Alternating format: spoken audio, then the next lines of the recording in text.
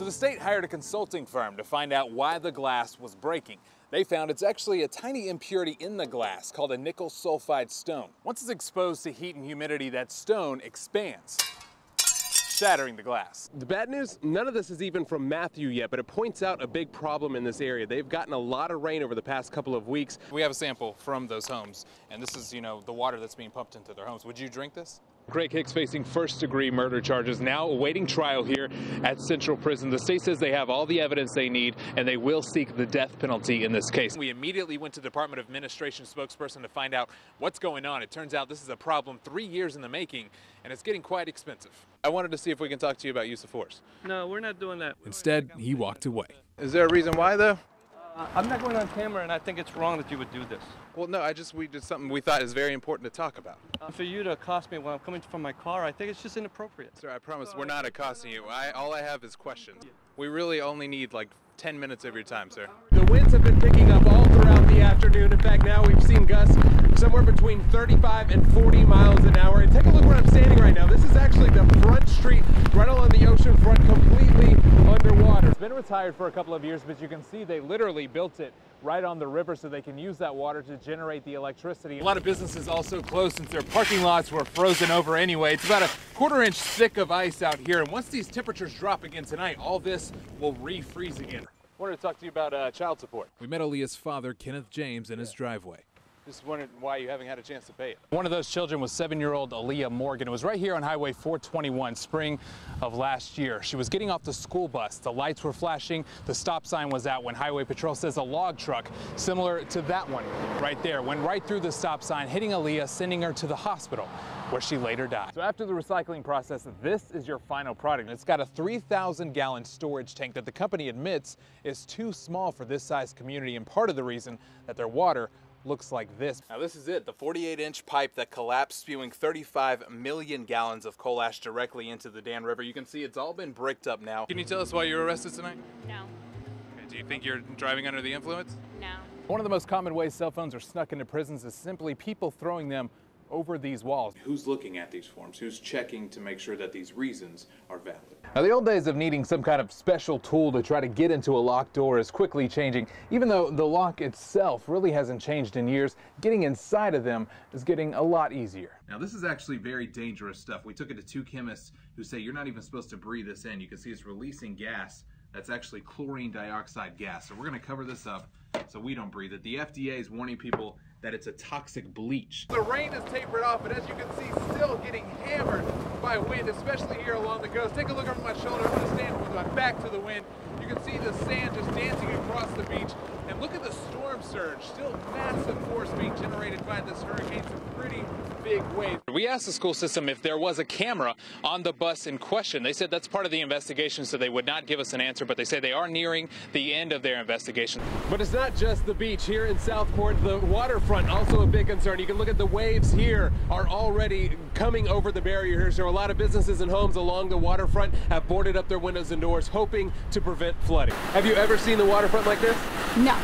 Yeah, what do you think's the biggest concern in this area? Flooding.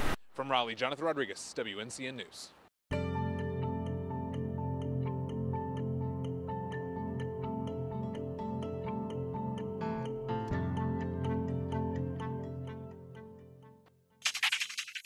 Inside, it's a place of curiosity, science, and discovery. But outside of the Nature Research Center, one of the biggest eye catchers is the scaffolding that's plagued the walkways and entrances for more than a year. We discovered that there was a reoccurring issue with the glass in this building breaking. Not just breaking, but falling out. At the museum and at the DEQ headquarters, which together make up the state-of-the-art energy-efficient jewel of downtown Raleigh that was built less than 3 years ago. Well, the initial reaction is we need to protect the public and our employees. The building has about 5,000 glass panels. So far, 25 of them have suddenly shattered. We don't know where each panel is placed, and we're still trying to get our hands around this problem. But the problem's not just outside. Inside this building also has glass everywhere, from office buildings to even these handrails that the state's worried could also break. Most of them will break in place. It'll be spider-webbed, if you will. Not a good situation if you're on an upper floor. So the state hired a consulting firm to find out why the glass was breaking. They found it's actually a tiny impurity in the glass called a nickel sulfide stone. Once it's exposed to heat and humidity, that stone expands, shattering the glass. It's been told to me by a 35-year state employee veteran that this is the most complex issue he has seen. A complex issue that spokesman Chris Mears says is actually industry-wide when it comes to glass buildings, but it's costing you more and more each day. Why so long? Why is it taking so long to get this addressed? Well, the first thing we have to do is get our hands around the problem. So far, taxpayers have paid about $60,000 replacing glass and nearly $400,000 for scaffolding. The problem is the state doesn't know which or how many other glass panels could break next, so they don't have an exact plan on how to fix it. We're going to be installing some film on the tempered glass, on the handrails and office partitions, as well as some shadings and blinds over some of the tall glass walls that, if there were breakage, then the glass would be deflected away from where people would be. In other words, it's damage control. Right now they're considering replacing more than 1,000 panels of glass and building a permanent awning that would catch any other falling windows. They've already started permanently blocking off sections in front of the DEQ building with a metal fence. Were there any protections in the contracts to prevent things like this if it's such a common problem? Well, it's probably commonly accepted. I can't say for certainty. Are you guys going after the company at some point? We're not there yet. I don't have an answer for you. With so much glass at risk in such a public place, it's gonna cost and it's not gonna be cheap. So potentially, could we get stuck with the bill? I mean, there's a potential for anything, but at this point, it's unclear. In the meantime, Mears says their focus is just making sure no one gets hurt. Who do you think should pay for this? Well, the first thing we want to do is make sure this is a safe facility for our employees and for the general public. We've identified money in the budget. Why should it be the state's responsibility to pay for bad windows? Well, the state has a responsibility to protect its citizens, and that's what we're doing first and foremost here. Sure. But as far as actual, later down the road costs, ultimately? We're not even there yet. I can't even speculate on who's going to bear the ultimate cost in this.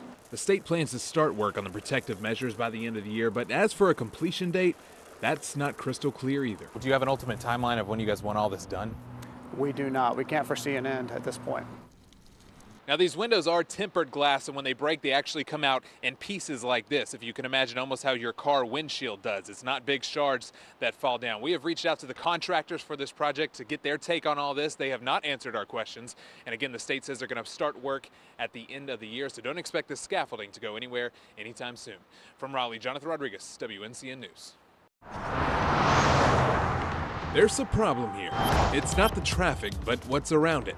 Plastic bags that litter the highways. They belong here, not here. And it turns out a lot of them are coming from these trash trucks. How many? My photographer and I decided to find out. We took the News Jeep for an experiment. With cameras rolling, we followed these trucks to see if we'd see them dropping any plastic bags. And boy, did we. It's been a real problem. These trailers haul the city of Raleigh's trash from a transfer station to the landfill near Apex. We followed several trucks on their trips, and this one had 23 plastic bags fly out. So we first took our video to Wake County Solid Waste Director John Robertson. We checked out some of the trucks, and you see bag after bag after bag coming from these trucks. Is it a concern for you guys? Yeah, certainly. It's something we've been aware of for probably 6 months to a year. And you might be thinking, well, okay, what's 23 bags? But they add up quickly. The company usually runs 10 trucks who make at least 3 trips a day, 6 days a week. Based on the trucks we followed, they lost on average about 15 bags each trip. At that rate, these trucks can drop more than 2,500 bags in a week and more than 135,000 in a year. We contract with a company called Stafford Transport of NC. They are owned by a parent company called CEI. All right, don't forget the untold. Tommy Smith likes to talk trash. Trash business, that is. He works for Custom Ecology Incorporated and says the problem started when they switched to automated tarps that left gaps in the front and the back of the trailers. What I'm experiencing is as the wind hits the trailer, goes over it, creates a vortex, it makes that thing flat. It would literally suck a light bag or a light piece of paper out. Ironically, this litter pickup driver happened to pass us while we followed the littering truck. They can collect some of the plastic bags, but many are left on the side of the road, waving around in trees or even in nearby ponds and streams. So that's something we're going to press them on to have resolved within the next couple of months. Was it a concern for you guys? Is it a concern? It has been a concern since we put them on, yeah. Smith admits they've been trying for months different ways to keep the tarps down. He says they're in the business of hauling trash, not spreading it. So we asked what they're going to do about it. What I'm doing is switching back to a manual roll tarp. This style tarp has 5 straps that are attached to the long pipe, which is about 50 feet long. It also has a flap on the front and a flap on the back that goes over both sides. They are also strapped so that no air gets under it, it doesn't flap, it's tight. So far, they've already converted 8 trucks back to manual tarps. When can we expect to see all your trucks covered? Hopefully within the next 30 days. A fix that Smith says should finally bag the problem. It's a costly venture, but I think it's best for the company as well as the county and the citizens of the county. Jonathan Rodriguez, CBS North Carolina investigates.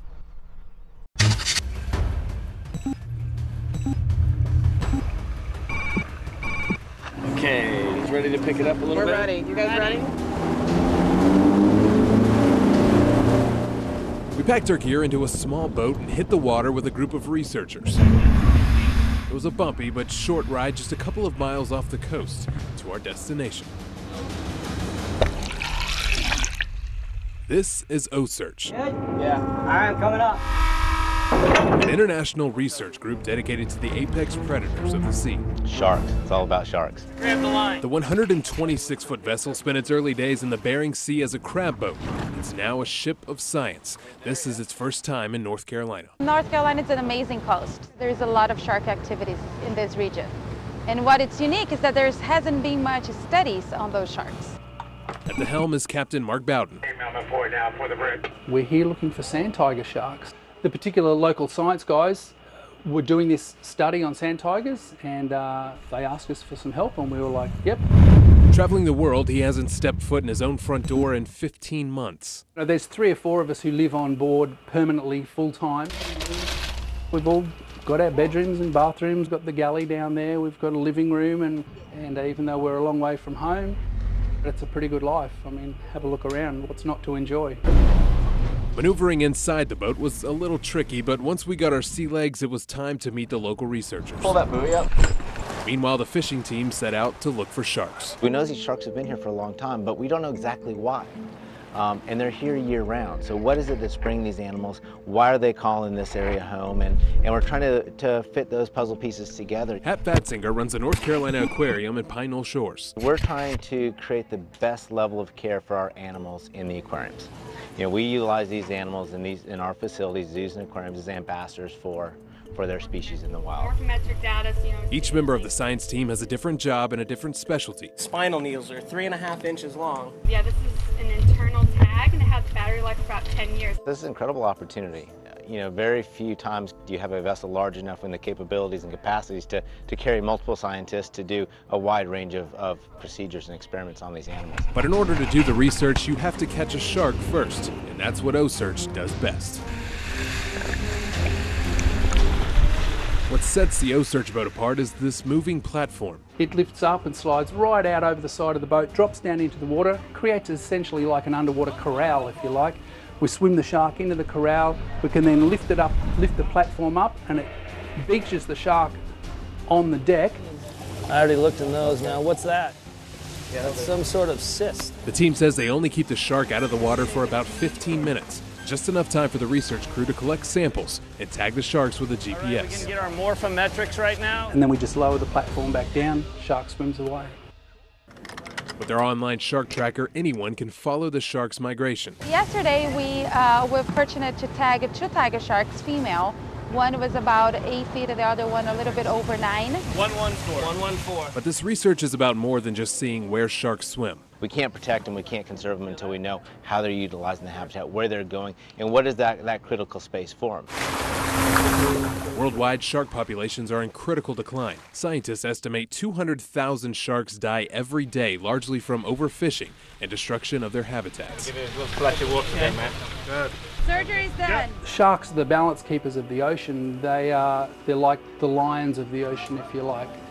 And without the sharks, the whole food chain just doesn't work how it should. Okay, let's go up. When you have an ocean full and abundant with sharks, the ecosystem is working and it's working perfectly. Boom, he's clear. Get it, boy. Woo! Oh, he's pinging in already. As for our trip, this fast-moving storm pushed us back to the shore early. Heavy rain put shark fishing on pause. But for this team, their real work is never done. We're really just about changing the perception of how people see sharks to more of one of fascination and interest and wanting to protect them rather than being afraid and just wanting to kill them. Do your thing, Georgia. Up and over. There she goes. Good luck, old girl. Stay safe out there. Nice job, everybody. Nice job. Jonathan Rodriguez, CBS, North Carolina.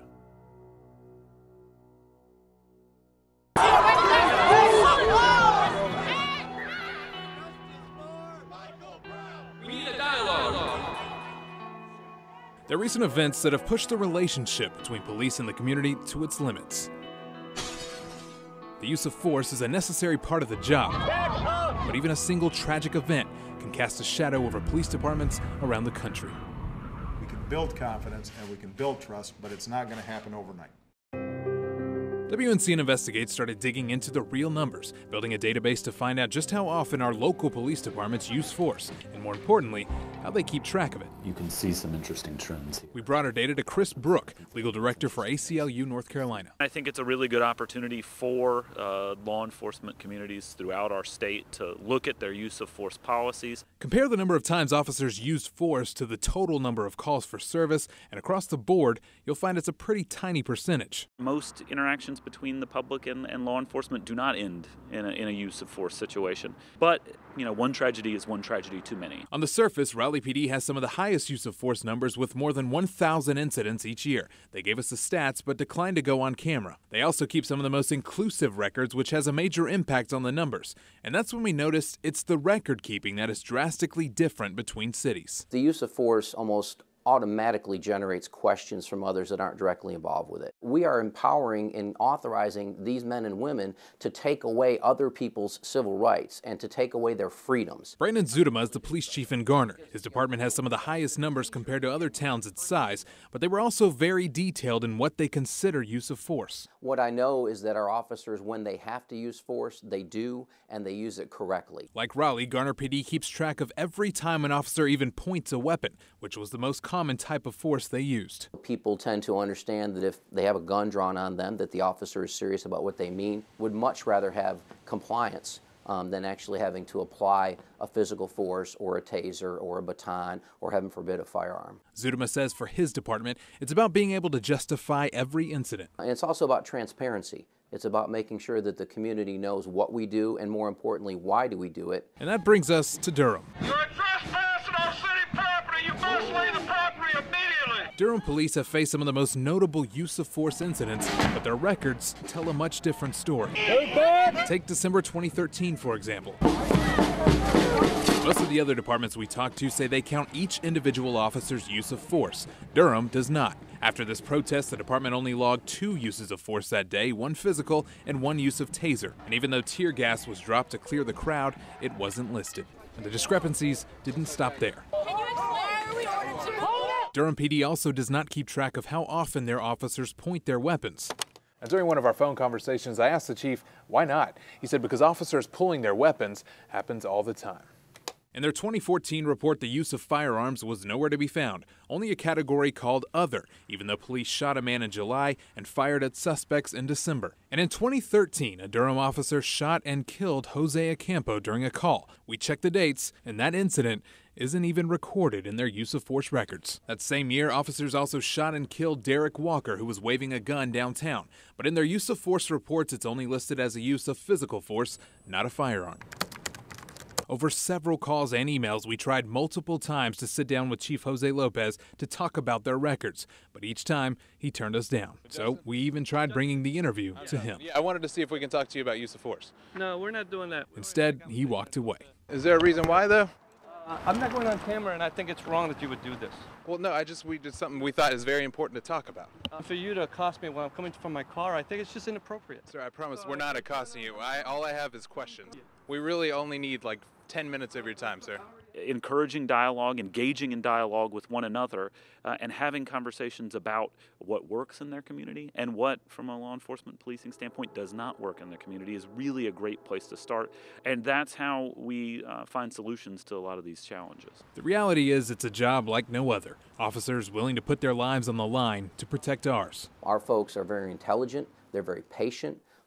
They understand that the best weapon that they possess is right here. But Zudema says when it comes to use of force, trust not only has to be earned, it's something they're constantly working to maintain. We supplement, we grow, we do more, and try to make sure that we're using social media, we're using educational campaigns, we're communicating about what we do, and again, why we do it. That's the most important piece. Jonathan Rodriguez, WNCN News.